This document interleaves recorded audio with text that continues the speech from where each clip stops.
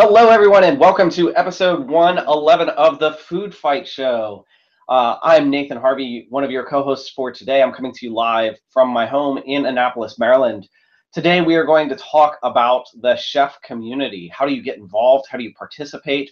Where do you meet up with the community and so forth? I've got a great list of panelists with me today, a great group of folks, all of whom are responsible for helping manage and work within the chef community.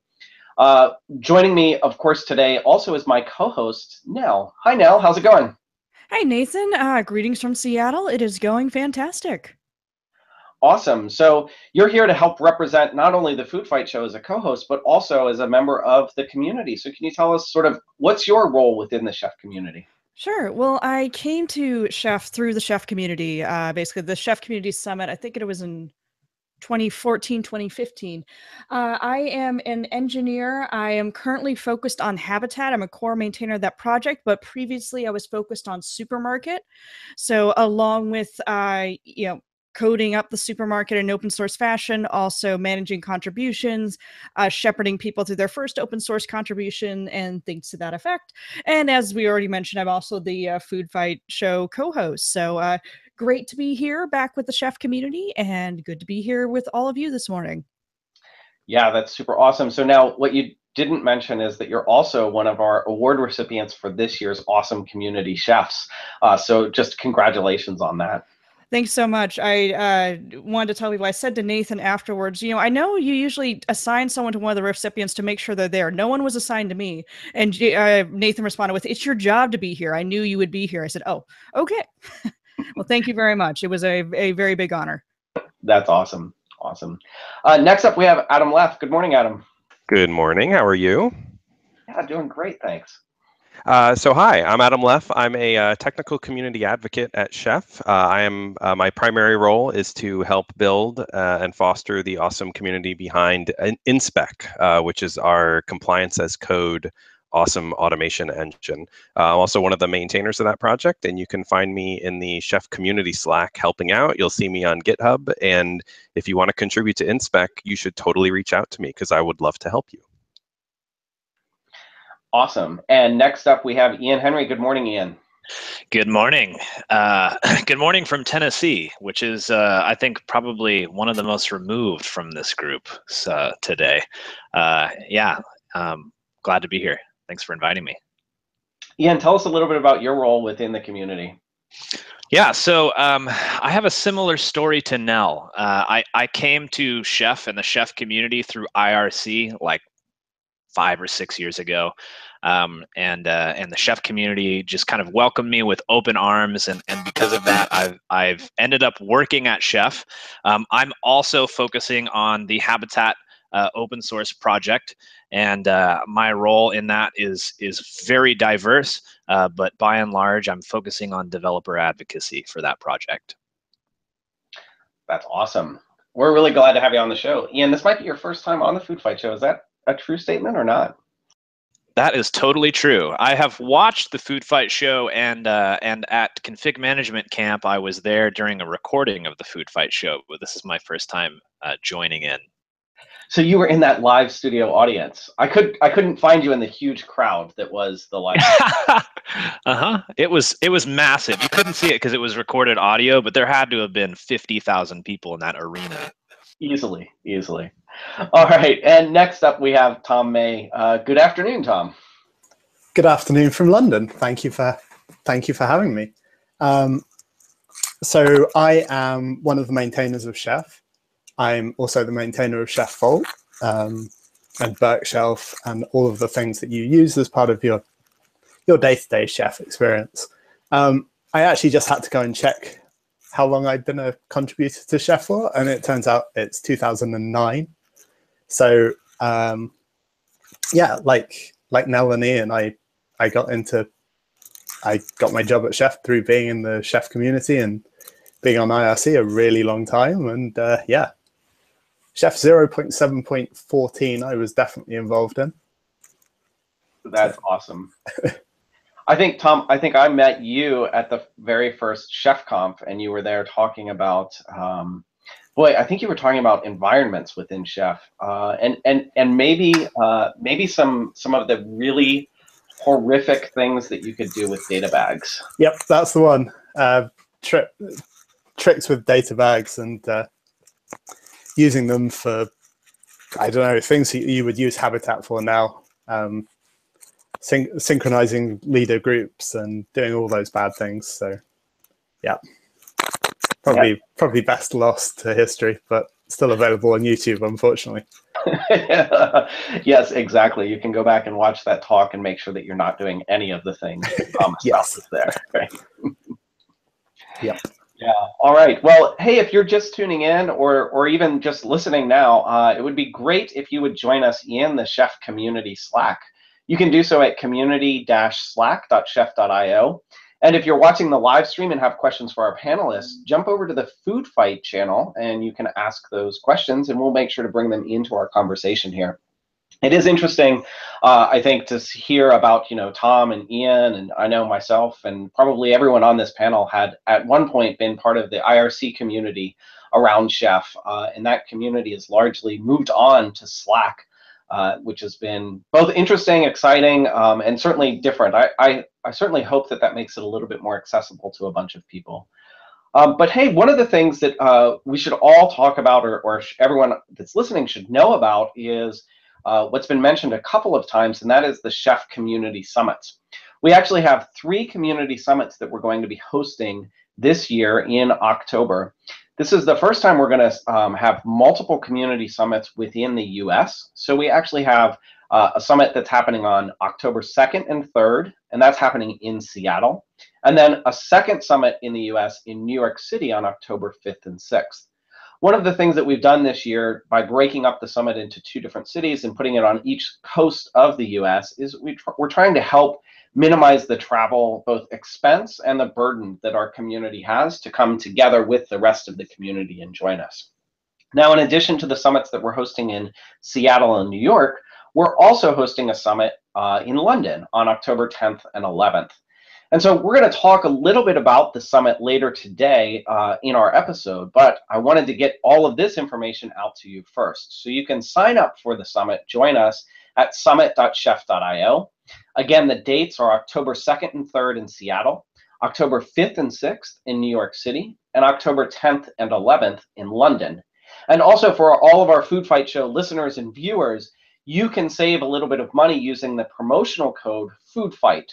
That code will save you $10 for the US-based summits and £10 for the London-based summits. So I'd love to really talk a little bit about what's happening in your part of the community. So Ian, Nell, maybe you could start us off by chatting about what's going on over in the land of Habitat. Would love to. Ian, do you want to give us a little bit of a general interview, and then I might go into some specifics of what I'm doing? Sure. Yeah, I could totally do that.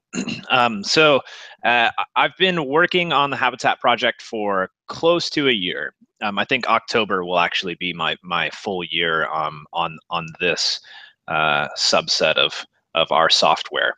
And in the last year, we've seen the project come a really long way, not just from a technical aspect. Of course, like we've got dedicated developers to this project. Internal at Chef, which means that it's moving pretty fast. But the community itself and the way that we are organizing and the way that we've kind of evolved over the last year is really fascinating to watch. We've pushed the Habitat project to be as transparent as it can be, and we're always making strides towards being more transparent, finding better ways to work publicly and be out in the open. And we've seen kind of a really good response to that. The community has grown. I think the last time I checked, we had like close to 1,400 users on Slack, most of which are users that are at least signing in every now and then. So that's really cool. And we've actually also now got like 4 external project maintainers, which is another really excellent thing. Some of those people are people who became maintainers while working at Chef and have since left the company, but have retained their maintainership and are still getting involved in spreading the Habitat love to their own new companies, which is really awesome to see. By and large, the community culture is really really because we've kind of grounded it in what we've learned from all of us who are part of the Chef community and some of us who have come from other open source communities. By and large, it's been a really healthy group of people who are super helpful, and willing to invite new people in, which is really cool. Awesome. Something else to mention about Habitat is I'll put the link in the show notes. We have our roadmap available publicly. I think everything on our current roadmap is up there. And one of the big things we're working on is a Habitat SaaS offering, which will let you be able to build your packages with Habitat in our central SaaS repository or site, and then be able to download them. And additionally, the big part that I've been working on right now is scaffolding. So I'm focusing right now on the Ruby scaffolding and the Node scaffolding. So that means if you have a standard Ruby app, including Sinatra or Rails, the amount of configuration you will need to write is very, very minimal. We will provide that for you as long as it's a conventional Rails app. Same thing goes for Node. If you are writing a conventional Node.js app, it will be almost instantaneous getting that packaged in Habitat, exported to a Docker container image or wherever you prefer to, and have that available to deploy. So we've got those basic scaffoldings available now. I'm working a lot on enhancing those to make them as good as possible. In the future, we will have a Go scaffolding. We kind of already have one, but I need some work, and then a PHP scaffolding. So that is very exciting for me, making it very, very quick for developers to get their software packaged and deployed. Oh, that's super awesome. Thanks for sharing that, Nell. And while you were speaking, I was able to tweet out as the Food Fight Show the link to that product roadmap, as well as post it into the Chef Community Slack. So again, if you're just tuning in, join us over at the Chef Community Slack, community-slack.chef.io. We're in the Food Fight channel. Now, during your introduction, you gave yourself a classifier or a title. You said that you were a core maintainer. I wonder if maybe you could just describe, what does that even mean? Sure. It means different things in different projects, but what it means in Habitat is that my focus is on it. I do a lot of, with Ian, do open source triage and other things, and I have commit access to the repo. So that means I'm one of the primary coders on aspects of the project, and also in making it easy for other contributors to contribute to the project. That's very cool. And so you mentioned having commit access to the repository. Do you have commit access because you're a Chef employee? Don't all Chef employees have commit access to that repository? No, all Chef employees definitely do not. We use GitHub organizations, and the only people I believe who have commit access to Habitat are the people in the Habitat core team members organization. So yeah, and we also have community members who don't work at Chef who also have commit access, who are on the core team. So you don't have to be a Chef employee, and being a Chef employee does not necessarily mean you have commit access just yet. Oh, that's super cool. And I think that's a really great way for us to manage our programs. And in fact, I think we follow very similar processes over on the InSpec world and in the Chef world. So that's really cool to see. But speaking of InSpec, Adam, maybe you could give us a little update on what's going on in the land of InSpec and compliance automation. Sure. You wouldn't think that compliance automation would be something you would talk about gleefully and with such excitement, but the InSpec project is really flourishing, and I'm really humbled, and I'm proud of the community interaction that we've been seeing. So right now our focus within the InSpec project continues to be both stabilization of the project as well as adding new features. We have a very vibrant community of people helping out in the Slack channel, so you can find us in the Chef Community Slack and the InSpec channel. And one thing you'll find in there is I answer so few questions because members of our community beat me to it. We have a great number of people from all walks of life in there helping each other out, and new people joining every week. So please come find us. If you want to learn more about InSpec, you can find us in there. We're also starting to look at what InSpec 2.0 might look like. So you may have seen at ChefConf some announcements about InSpec being able to scan non-computers. So for example, being able to scan AWS configurations, Azure configurations, VMware vSphere configs, Those are currently what we're calling incubator projects. So you can find those as profiles you can kind of load in, you can side load and play with them.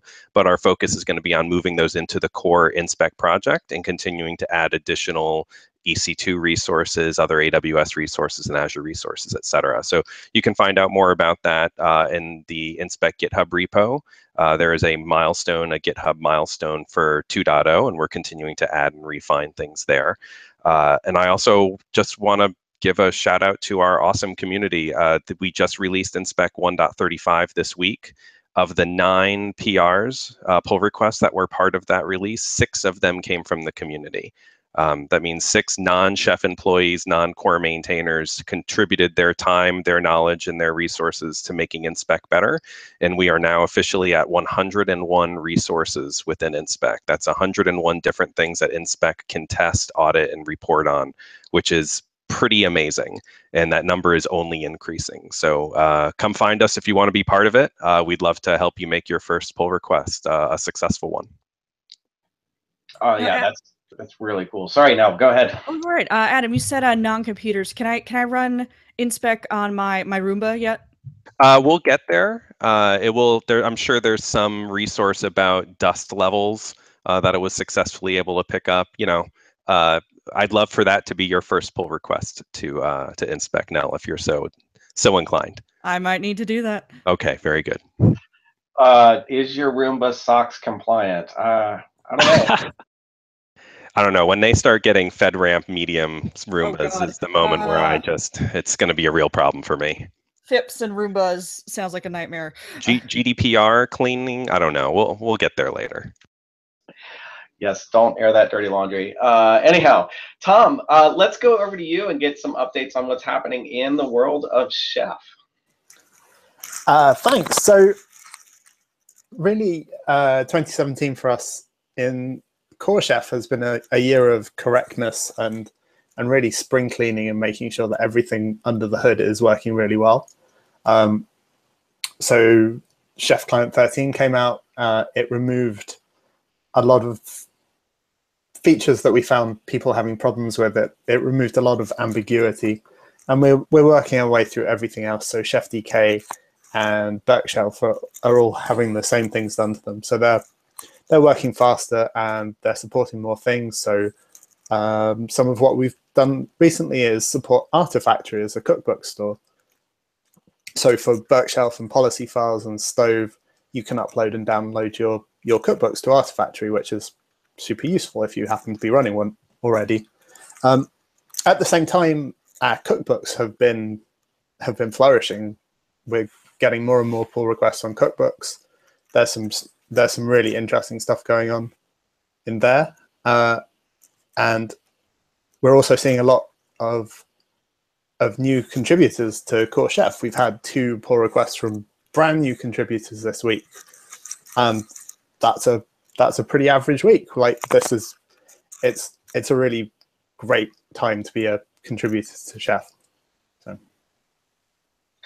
that's very cool, and I love not only to see the brand new contributors to Chef, but also to just continue to watch sort of the momentum of cookbooks, both cookbooks that Chef is managing and the community is jointly working on, but also things like the Sous Chefs organization that's picking up and helping manage a bunch of cookbooks, and then just generally the cookbooks being published to the supermarket. It's always good to watch those cookbooks continue to come in. It truly is a vibrant community.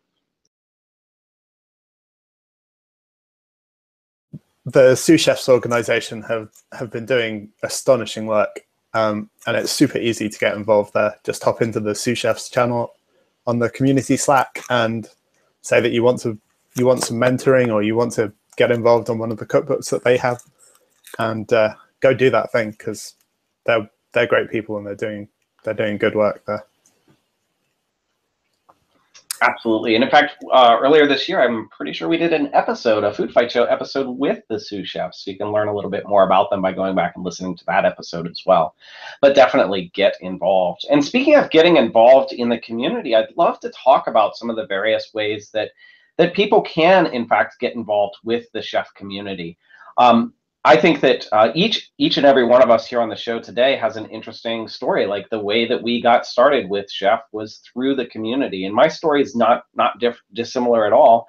In fact, I was using Chef and published a cookbook to the Chef Supermarket, and within 24 hours, I had someone from the community who reached out to me and told me how my cookbook could be better, and just having that sense of being built up and finding others in this community that were there to help me improve as a professional, help me improve as a chef, if you will, was really, really an awesome experience. And I was immediately hooked to the community.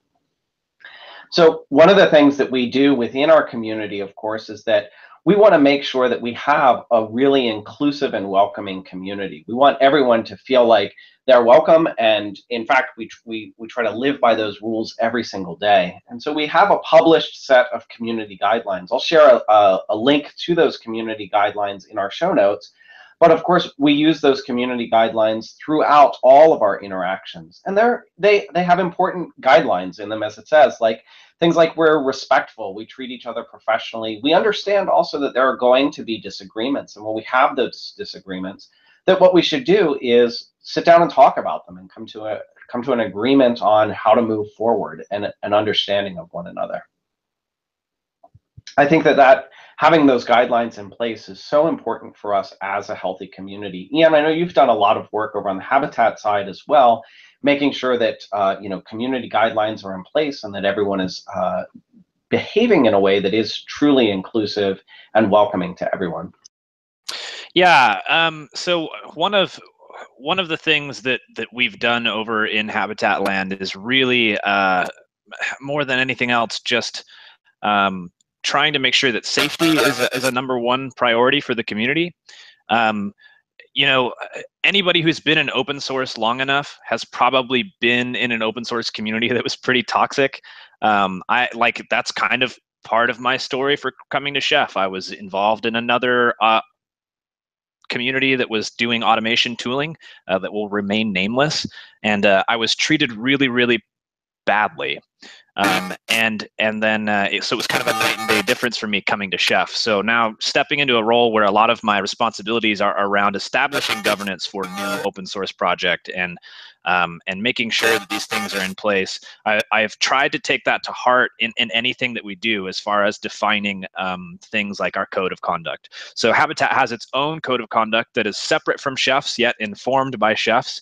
It's also informed by a couple of other open source projects that we really, really value, primarily the Rust project, who have just a wonderful community of people, and that's kind of that's what we wanted to be a defining characteristic of the Habitat community. We want it to be open, we want it to be inclusive, and we want it to be safe above all else. Thank you, Ian. And I can speak personally. I think we're doing that very effectively right now, and providing a good model of how that can work in an open source community, along with Chef. Chef also provides a good model of how you can have disagreements. That's okay, but it's the way you express those disagreements and the way those are resolved that I think defines how well your community functions and whether people will come back to your community.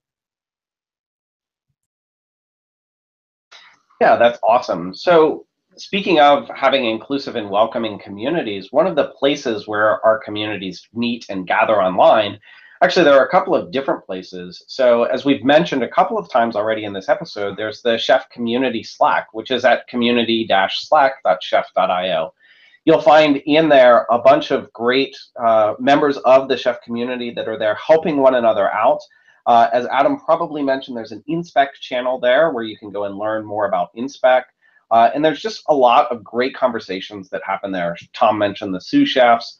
Let's see, what else? Adam, maybe you can share some experiences that you have from within the Chef Community Slack and why people might want to join that. Sure. I think above all, the willingness to help each other out is a thread that ties every interaction together. The the levels of acuity that you see from beginner, never used any of the tooling, all the way up to the actual maintainers or contributors of the project, everyone's on an even playing field. And I think that's super important, is there's no silly question. You might get some silly answers because someone might misunderstand your question, but doesn't matter. We're all there to help each other. We all shared stories of our beginnings within the community, and mine sure was on IRC. And bumping into Nathan at local events here in the DC area. So the thread that ties us all together is this fact that we all want to help each other out. We see that in the chef channels, the general channels. You see that in the InSpec channel, which is obviously more focused on using InSpec and InSpec's tooling. I witness it in the Habitat Slack all the time. Your voice matters. Your voice is important. And you should, even if you're a shy person, you can hide behind the veil of text with no emotion. Come on in, ask a question, let us help you out, and you'll see that pretty much every single person in this community has a vested interest in this community succeeding. So come on in and join the fun, for sure. Yeah, that's great. And Slack is also really good for synchronous conversation. But we have tools that we use for asynchronous conversation as well. Tom, do you want to talk a little bit about the discussion forums that we have within the chef community and the chef mailing list? Sure. So we've had a mailing list, a classic mailing list for a really long time in Chef, and a year ago, 18 months ago, we upgraded to Discourse, which made it a bit more like using something from the 21st century. So we post all of our release announcements there, so you can keep up with exactly what Chef is up to. But there's also a really vibrant user community there. You'll see people posting about problems that they're having, suggesting ways of working to other people, talking about the things that they're doing with Chef. And as Adam has just been talking about with Slack, we're really seeing everyone in that community helping each other out and really driving Chef forward. And it's a wonderful place to be. One of the most amazing things for me to see in both Slack and Discourse is that people will ask questions that are maybe, let's call it, tangentially related to the project at heart, right? It's like, I want to use Chef to do this crazy thing with Oracle. And usually someone will mention a product like an Oracle database, and they'll be like, delete post. I do not want to be part of this, and I'm just disengaging. And you don't see that behavior in our communities. People will jump right in and be like, well, you're in for a world of hurt potentially, but here is how I would approach this problem. Setting expectations with each other about our level of engagement, our willingness to help. It's still pretty amazing to me to see people I've never met in person before jump right in and be like, I am going to bail you out of this problem. It's a nice little vote for humanity for me personally, but it really is just wonderful to see that level of engagement between perfect strangers. Yeah, no doubt. And as Tom mentioned, there are categories over on that forum, and I think it's important that, if you're using Chef, you probably want to be subscribed to at least the release announcements and security announcements topics over on discourse.chef.io, so that you can stay up to date with all of the latest of both of those things. Now, over in Habitat land, Nell and Ian, there's both Slack and Discourse being used as well. Can you tell us a little bit about that? Sure thing. I am in the slack.habitat.sh. That is the Habitat Slack. I spent a lot of time in there along with all of the core team and a big portion of our community of users and contributors. It's a great place to ask questions regarding the use of Habitat or contributing to Habitat. You can see us having discussions about how we're creating the builder service and improvements that are coming out through there. We do, as Ian mentioned before, we do as much as possible out in the open. Additionally, along with stuff on topic to Habitat, we have a random channel where we post pictures of habicats, as we like to call them, cats doing habitat-like things. In fact, we have Habitat stickers. If you see one of us in an event, definitely ask for them if we have some with them.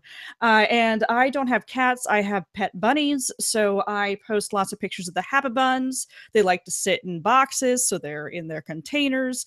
You can see them break out of the containers in privilege mode, and it's great fun. What do you think, Ian? Ian, I believe you're muted. Bummer, we've lost Ian's audio. While he's fixing it, I do want to say one thing, and Nell mentioned it, Ian mentioned it earlier. I can't say enough what a tremendous model the Habitat team has employed by developing out in the open.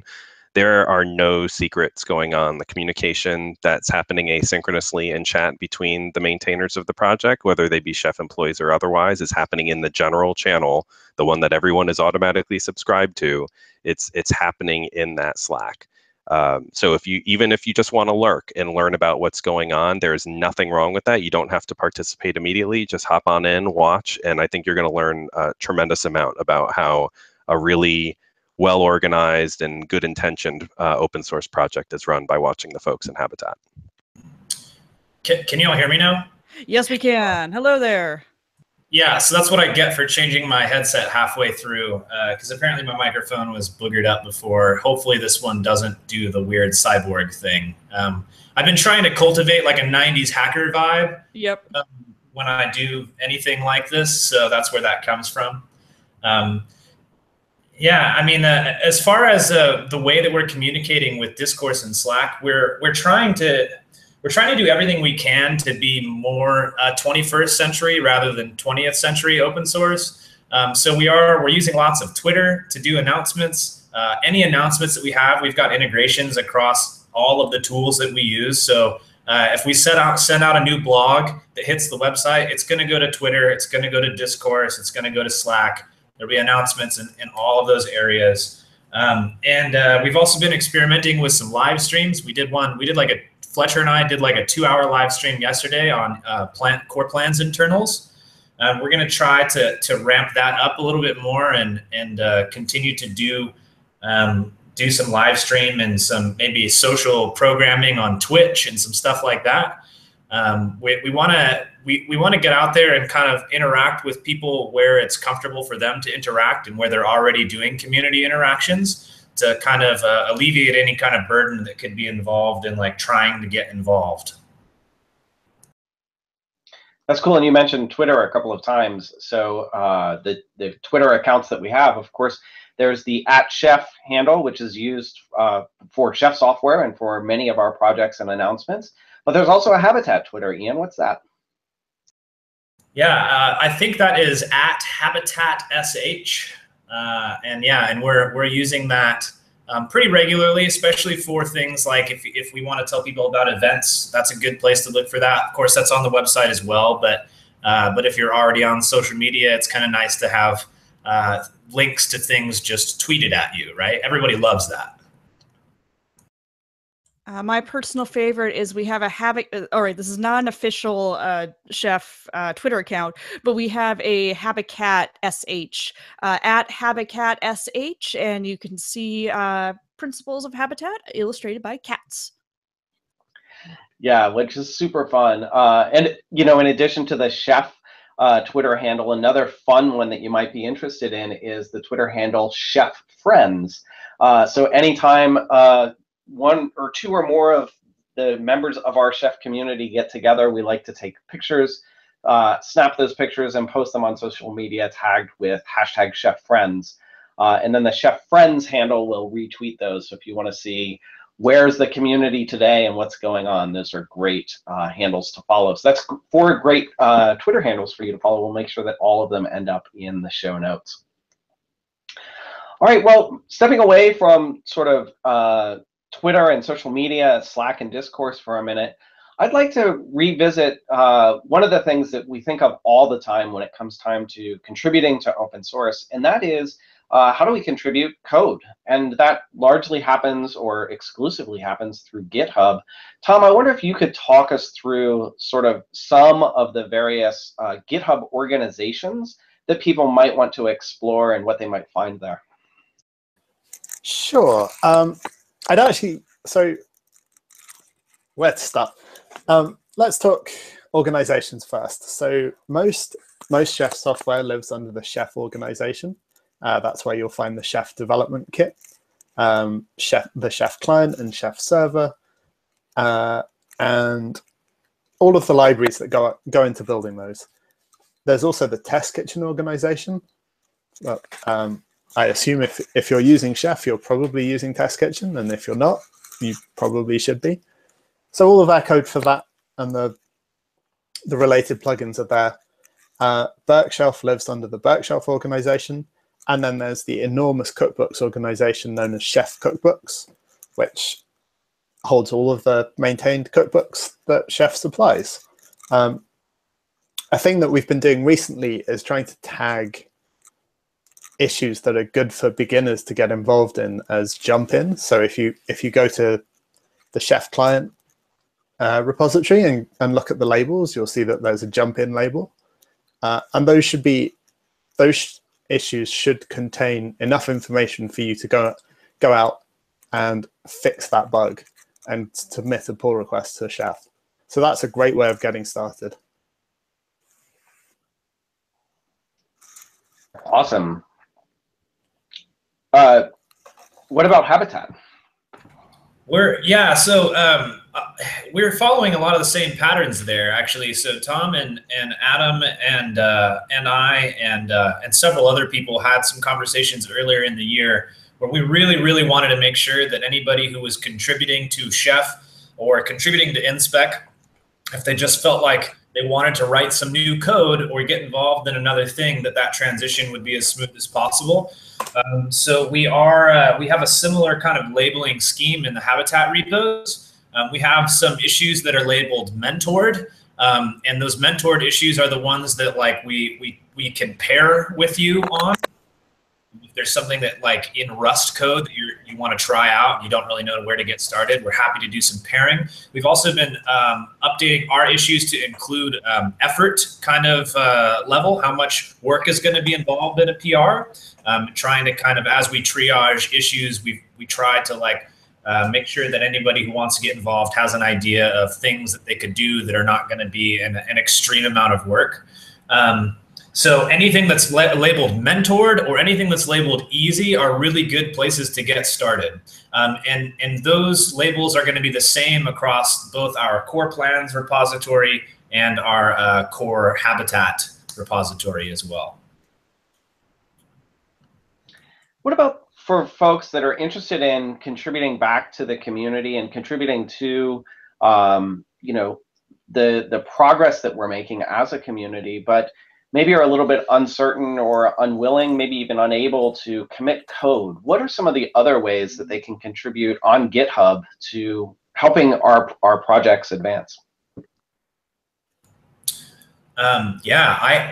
I don't know, maybe I'll prime Nell for this one because she's contributed a ton of blogs to the Habitat project. And we made a transition recently that enables anybody to publish a blog to the Habitat site. Maybe Nell would want to talk about that a little bit. Sure. We keep the blog in the main Habitat repository. That's github.com/habitat-sh/habitat. Anyone can draft a blog post. We've got guidelines in the README of the section that deals with the blog, and submit it as a pull request. That's what I've done with my own last several blog posts, and what's nice about that is I can get some direct feedback just as I would on a code contribution that lets me know if what I'm presenting may just be a little outdated but it's not documented yet. It gives the core team, including myself, a chance to look at it, see if everything is accurate as we best know right now, but also often when it comes from a community member or something, they're doing something I never imagined doing with Habitat, and it's wonderful to see that. It really is, and makes our community much stronger. Another area people can help us with is within the issues themselves. So every repo that Chef maintains, Inspect, Chef Proper, all the cookbooks, Habitat, has an issues section in GitHub. That's where we ourselves track our own bugs that we're aware of, but it's also where we receive bug reports, feature requests, etc., from the community. You should absolutely feel free to help us with those issues. You can create new ones. So if there's a feature you think our project should have, the only way we're going to know is if you tell us. So log an issue, let us know. If you encounter a bug, the only thing bad about bugs is when they don't get fixed, and they may not get fixed if we don't know about them. And even if you're uncomfortable committing code or contributing code to fix a problem, somebody else might. And the only way we can connect those dots is by having those issues in there. And you don't have to be a maintainer to comment on issues. One of the things that I love seeing is when members of the community actually help triage those issues. They may see an issue from another member of the community that has some sort of obvious fix to it that doesn't maybe involve a code contribution. Help us out by helping your fellow community members write in the issues log. Like I said, all of our projects have them. We'd love to have you help us contribute to that. That's cool. And documentation is also, of course, another great place to make your first pull request. Even if it's as easy as a typo, maybe we misspelled the word "the." If you can help us fix that, that is greatly appreciated. So there's a couple of other things that we do sort of to help folks stay abreast of some of the thoughts around where we're taking these projects in the future. Tom, maybe you could talk to us a little bit about how folks get involved there. Oh, so we introduced the RFC process a couple of years ago to help everyone understand what the maintainers of Chef were thinking about doing to write large features for Chef. A lot of the time when an open source project fixes bugs or does small changes, that's easy to keep track of in pull requests and in the day-to-day traffic of Slack and everything else. But when you're thinking about larger features, you often need to do a bit of design, and you need to tell other people that you're going to be doing this work, because otherwise you run the risk of someone else starting and wasting a whole bunch of time and effort. But also having other people review your idea first up is a great way to improve it. So Chef has an RFC process, a request for comments, which harks back to the earliest days of the internet. Each week we review new RFCs and all of the existing RFCs to make sure that they're still accurate. But anyone can write an RFC and submit it, and all of the maintainers will then come together in a week, and anyone who's interested can come along to those meetings as well. They happen on Slack. They're at 4 p.m. GMT on Thursdays. It's ridiculously early on the West Coast, I know, but such is life. It's 9 a.m. on the West Coast. It's not too bad, but yeah. And yeah, we talk about our RFCs, and RFCs do not have to be completely code related. We've had RFCs for hugging.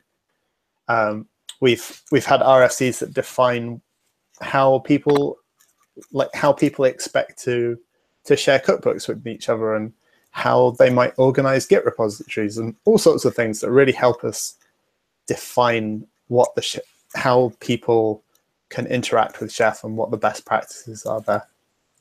One thing I've noticed from being in those meetings and submitting a few RFCs myself is the level of engagement on them is very, very high, which is wonderful to see. I mean, if you're not sure whether something is the right move technically, it's a good idea to pose it to the community or technical workflow wise and get their input on it, because you will find out how people are using the projects that you're talking about and how a change you make might affect their workflow positively or negatively. And it's very meta, right? There's an RFC that describes the RFC process. There is. There's and because it's an RFC and because it's part of our standard workflow, if the community as a whole feels like it's not the right process, that itself can be pitched as a modification to the RFC. There's, I think it's number 30, which describes how how we govern our projects, the definitions of the project lead, the lieutenant, the maintainers, what the roles are and responsibilities. And we as a community agreed on what those procedures should be. And if there's a time we don't, that's simply another RFC process modification that can be pitched and discussed during those meetings. So again, in the interest of transparency, we believe in full, true open source governance, and we do our best to make sure it's completely clear how these projects are run. It's RFCs all the way down. That's right. That's absolutely right.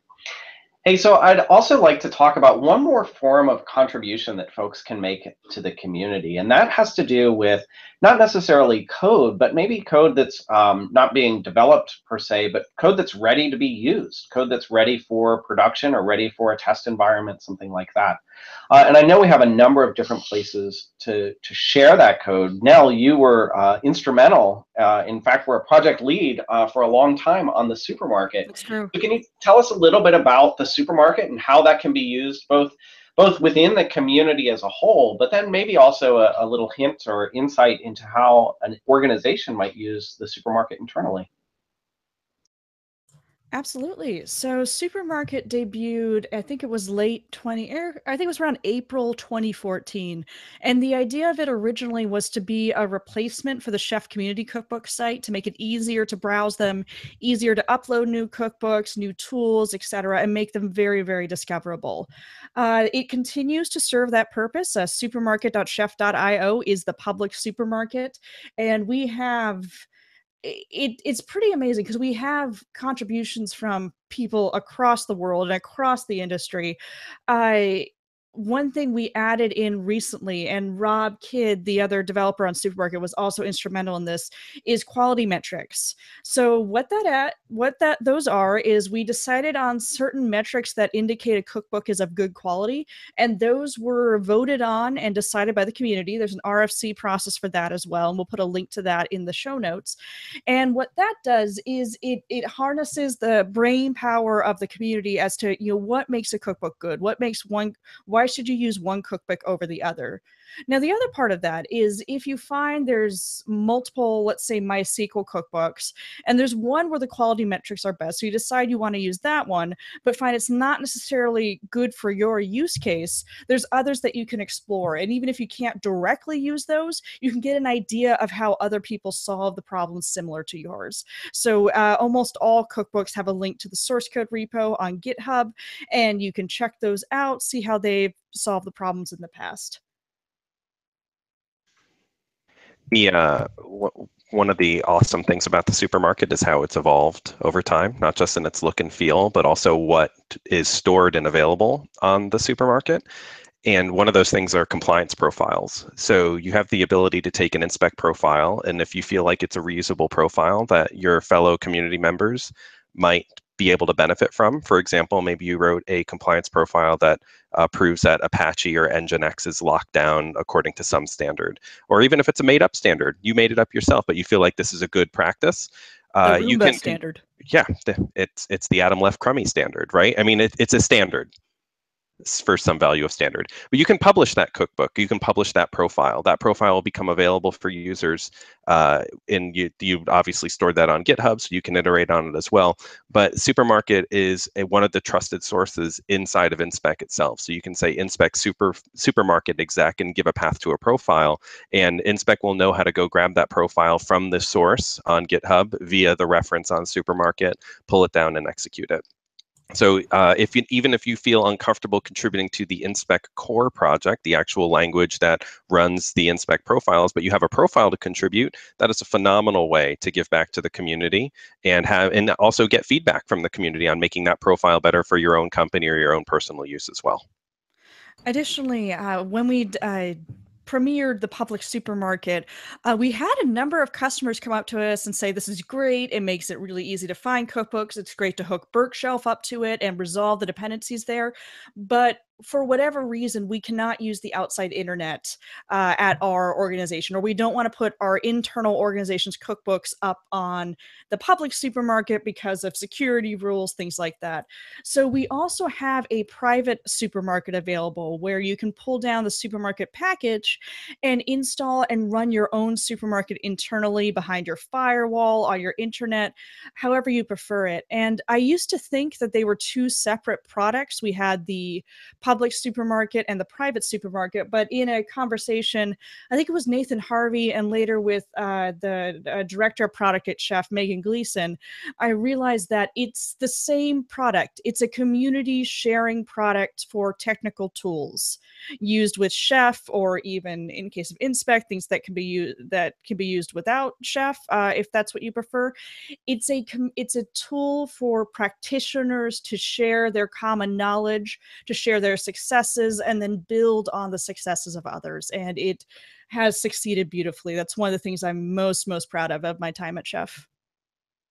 Yeah, so Nell obviously has like a wonderful grasp of sharing like what it takes for people to be able to safely share contributions of this nature. And that's why myself and the rest of the core maintainers were super happy when she ended up working on our project, because we have a similar construct in Habitat, which is Builder. And Builder, much like the supermarket, allows you to kind of upload your software packages into a public depot. And the depot kind of functionality of Builder allows other users to discover your packages that you've uploaded, as well as to kind of look through the core packages that are there, what revisions exist, when they were built most recently. And we have some more features that are coming with regards to some of the similar to some of the work that Nell was talking about, like for example, the how to know whether or not a contribution is it has high quality and follows the things that we the paradigms that we expect from those things. Yeah, it's kind of a cool thing to get to see that Builder is kind of another evolution of that same construct of a tool that allows people to contribute in a way that doesn't require them to have knowledge of other people's environments. That's super cool. So we're nearing the end of our time. But just before we wrap up, what I wanted to do was just come back to one of the things that I mentioned at the beginning of the show, and that's our community summits that are coming up. And specifically, what I wanted to talk about was some of the agenda and what the sort of format of those community summits is going to be. So as I do so, I want to start by reminding you that our first community summit will be held October 2nd and 3rd, and that's going to be in Seattle. And our second will be October 5th and 6th in New York City. You can register for both of those at summit.chef.io. And if you use the promotional code FOODFIGHT, you'll save $10 on those. Now I want to talk for a minute about both of those summits and what their agenda looks like, and then we'll come back to the London summit. So for both of our summits that are happening here in the US, they're both 2-day summits, and our first day of the summit will begin with some welcoming remarks. Those welcoming remarks will be from Adam Jacob or from myself, from Nathan Harvey. And then we'll move on to some project updates. And in those project updates, we're going to spend about 5 minutes on each of Chef, Inspec, and Habitat, and let leaders from within each of those communities give us an update on what's going on, as well as some ideas about how you can contribute to each one of those. And we've talked a lot about how you can contribute to those projects today. Everything from code updates to documentation updates, and even sharing packages, sharing cookbooks, and sharing compliance profiles on the supermarket and within the Habitat Builder. So after those updates, we'll then move into an afternoon of open spaces. And the idea with open spaces is that each participant of the summit is invited to propose discussion topics. We're going to focus those discussion topics this year on the question of how can we improve, increase, and support contributions to our community ecosystem. Again, those contributions might be code, they might be directly to Chef, Inspec, or Habitat, but they don't necessarily have to be. They could be contributions to documentation, blog posts that you're publishing, cookbooks that are being published, compliance profiles, and so forth. Of course, contributions can also live within the ecosystem, so outside of those projects. I think about things like Test Kitchen, which of course almost every Chef user is using. If you're not using it, I highly encourage it, but perhaps there are some contributions that you can make there. And so we will spend the afternoon of that first day talking about those discussion topics which were proposed. The beauty of open spaces is that the participants of the summit get out of the summit exactly what they need. We talk about the things that are most important to the participants of the summit because, well, the agenda is made up on the spot. So it's not only the things that the people that are there and participating want to get out of the summit, it's the things that they want to get out of the summit today. It's not about a pre-planned agenda that we have to stick to. This way, we're talking about and focusing in on the most important items for the community that's gathered at that point in time. So that's the first day. We'll end that first day with a happy hour, a little bit of a closing circle as well, just to share some of the things that we've discovered throughout our discussions. Now, day 2 of each of those summits, the Seattle Summit and the New York Summit, will both be focused on hacking. So after talking about how do we improve, increase, and support contributions within our ecosystem, we're going to roll up our sleeves, break out the keyboards, and do just that. We're going to start hacking. And as we do these hack days, it's really fun because what we do first is that we propose a bunch of projects that folks are going to work on. We then self-organize into teams. Those teams can be anywhere from a size of 1 to a size of 10 or 15 people that are working on a project. And then throughout the day, we do demos. We demo the things that we've been building. Now, Adam, you helped organize the hack day that was run as part of ChefConf this year. Do you want to share some quick experiences from that? What did you observe? How did that go? Sure. I mean, first of all, the level of interest was amazing. We had well over 100 people that stuck around after ChefConf, 150, I think, that stuck around that wanted to work.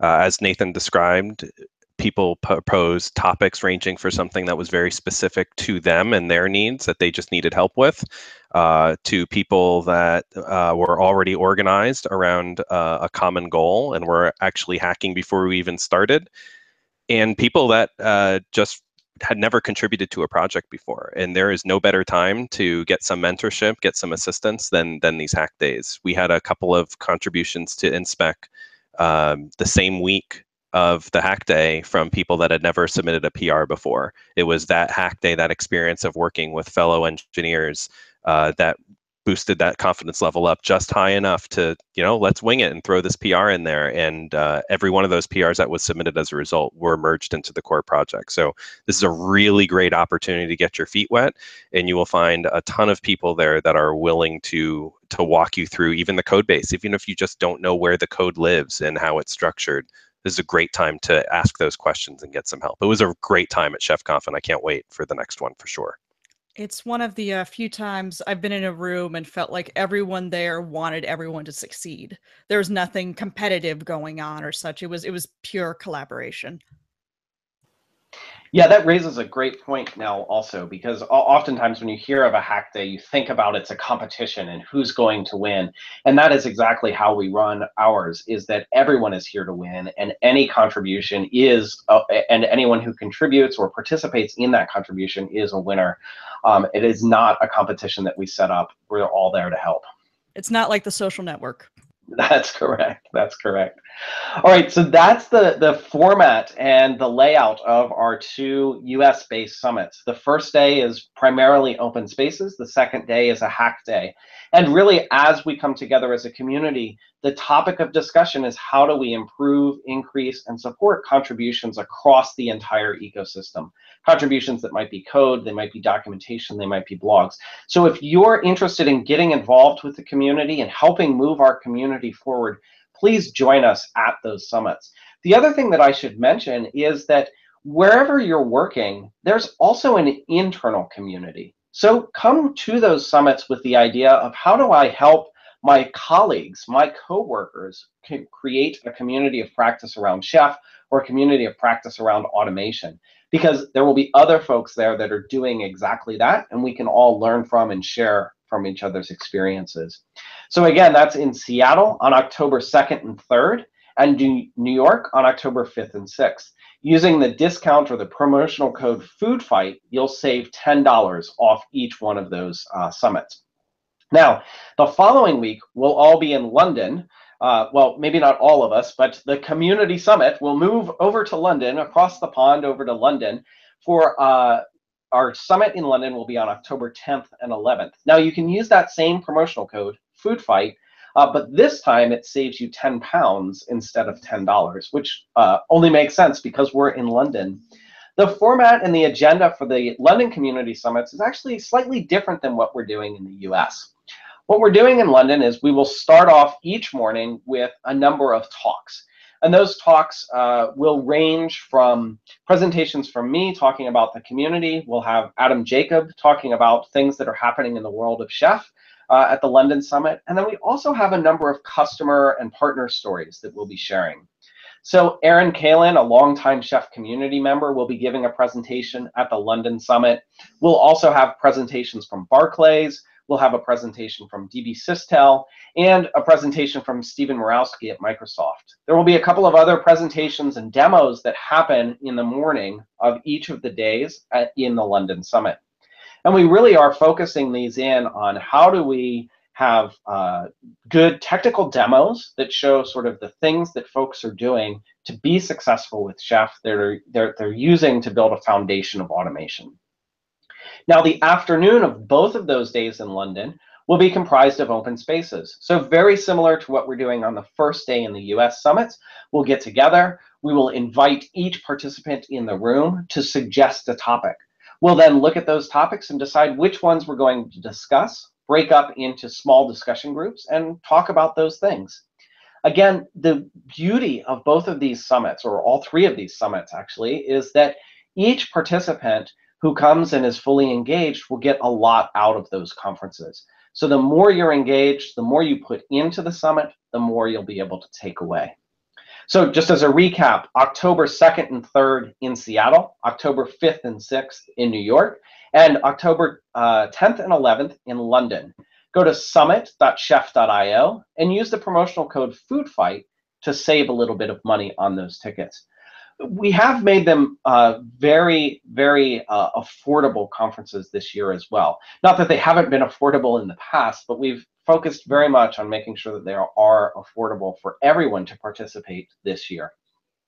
All right, just as we close up, I know we're a little bit over time, but I did want to just give everyone one quick second to share where might we see you out and on the road. I know that we all get out to a lot of conferences. So what conferences do you have? What travel do you have planned where maybe folks from the community can meet you? Adam, let's start with you. Sure. I will be at all three of the summits, so I would love to meet you. So come out and find me in Seattle, New York, or London. Introduce yourself, get a hug, maybe an Inspec sticker or two. I'd love to meet you and talk about Inspec or Chef or Habitat, whatever you'd like. It looks like I'll be presenting on Habitat at a upcoming conference in the DC area called Tech Summit DC. And I'm sure I'll get signed up for something in between there. But for now, those are the ones that I am aware of. Awesome. Ian, how about you? Where will folks find you? Oh, yeah. So I've got some interesting travel coming up. We're going to be, the whole bunch of the core maintainers are going to be actually in Tokyo in just a couple of weeks. And we'll be hanging out there, trying to line up some meetups, or at least a meetup for the time that we're in Tokyo. Following that, I will be also at all three community summits. So definitely find me there and bother me. And by bother me, I mean you probably can't bother me, but you could try, and that would be fun. And following that, I know that I'm going to be at the Rust Belt Rust Conference, which is in Columbus, Ohio, and is a super cool conference. If you're interested in Rust, I would totally suggest you check it out. Awesome. Nell, how about you? Where will you be? All right. Well, next up, I will be at the Seattle Community Summit. So if you're there, please come up and say hi. We can chat about Habitat Supermarket, whatever you like. Additionally, travel-wise, I will be speaking at both DevOps Days Chicago and Windy City Rails back-to-back. I'm particularly excited about those because they're in Chicago, as you can probably guess, and I have a ticket to see the Chicago production of Hamilton while I'm out there. I will also be speaking at the Seattle New Linux Conference about Habitat and what it brings you, along with DevOps Days Hartford, also Rust Belt Rails. I don't know what a RELT is, but Rust Belt Rust, and possibly DevOps Days Tel Aviv. So please, if you're at those events, come up and say hi, and I'll bring Habitat stickers. Oh, that's awesome. Hey, and I'd kick it over to Tom, but I'm hearing in the back channel that his Chrome just crashed. But I know where Tom is going to be. So next week, Tom will be at DevOps Days London, in London, as the name implies. So be sure to meet up with him there if you're going. And then, of course, Tom will also be at all 3 of our community summits in Seattle, in New York City, and in London. And as for myself, next week is DevOps Days Raleigh for me. I'll be down in Raleigh, North Carolina. And actually, during DevOps Days, in the afternoon, I'm going to run a hands-on workshop on the first day, which is Thursday. I'll run a hands-on workshop with InSpec. And on Friday, a hands-on workshop with Habitat. So if you're interested in getting your hands on to these new projects and sort of feeling what it's like to use them, definitely join me at DevOps Days Raleigh. I think there are still tickets left, so join me there. After that, I'm headed to Bangalore. I will be keynoting the DevOps Days Bangalore conference in mid-September, so I hope to see you there. And then following that, I also will be at all 3 of our community summits, October 2nd and 3rd in Seattle, October 5th and 6th in New York, and the 10th and 11th in London. All right, well, I want to thank each and every one of our panelists for coming on today. This was an awesome conversation about our community. Hopefully you listeners have felt inspired to help get involved with our community, find a community member to work with, and make a contribution. So thank you all for coming on the show. Thank you. And until next time, chefs, keep it hot.